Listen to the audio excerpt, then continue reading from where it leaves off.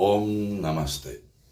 Hoy quería compartir con vosotros la siguiente reflexión del Gita sobre su esencia filosófica y también la del Vedanta. Y os leo y no os asustéis. Lo irreal nunca viene a la existencia y lo real nunca deja de existir. Este verso, que es el verso 16 del capítulo 2, el Samkhya Yoga, o conocimiento analítico de Atman, es quizás, yo creo, uno de los más complejos de entender. De hecho, podríamos afirmar que contiene la esencia filosófica del Bhagavad Gita y del Vedanta. El señor Krishna le dice a Arjuna, y os lo vuelvo a leer: lo irreal nunca viene a la existencia y lo real nunca deja de existir. Estos dos, lo irreal y lo real, solo ha sido afirmado verdaderamente por quienes conocen la verdad. Antes de comentarlo, te pido que reflexiones un momento sobre su significado. Concéntrate en lo real, que ya sabemos todos qué representa.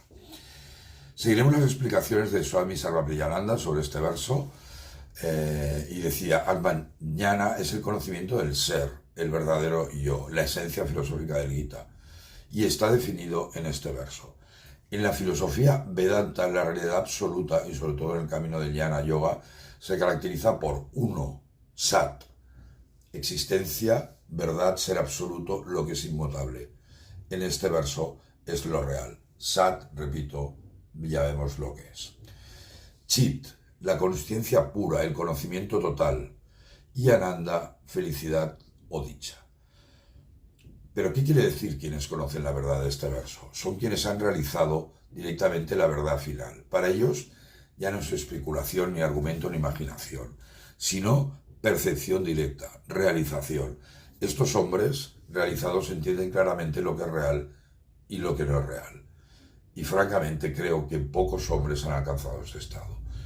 Nuestro cuerpo y el mundo están sujetos a la destrucción, porque son finitos y por tanto inexistentes en el tiempo, excepto en un brevísimo periodo de manifestación. Yo ahora mismo, y tú que me estás oyendo, estamos en un periodo manifestado. Cuando nos muramos, que algún día lo haremos, volveremos a nuestro estado no manifestado. Y todo lo que sea finito no puede ser una verdad absoluta. Si algo es inexistente, no puede ser real. Solo Atman es infinito y por tanto real. Por ello, nunca viene a la existencia, es decir, nunca nace, ni muere, ni nunca deja de existir, es decir, nunca muere. ¿Quién conoce esta verdad? El Jnani Yogi. El ignorante, la mayoría de la humanidad, confunde lo real, Atman, con lo irreal, el cuerpo físico, y lo ilusorio. Y esta es la causa de sufrimiento y de dolor. El Jnani Yogi alcanza el Satchitananda y el ignorante no. El Brihadaranyaka, porque siempre me lío con este nombre, Upanishad, dice en el profundo y bellísimo Shanti Mantra o Mantra de la Paz, y dice: Om, llévanos de lo irreal a lo real, llévanos de la oscuridad a la luz y llévanos de la muerte a la inmortalidad. Om Shanti Shanti. Así que ya sabes, debes ser capaz de ver lo real como real y lo irreal como irreal. Este es el camino hacia la paz y la eliminación del sufrimiento.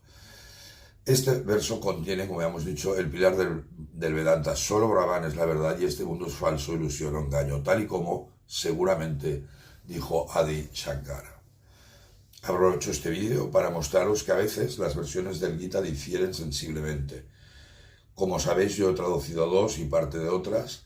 Y, por ejemplo, el verso anterior que he leído es la versión de Swami Sarvapriyananda. No es que haya hecho una versión, es un comentario que hizo sobre este verso.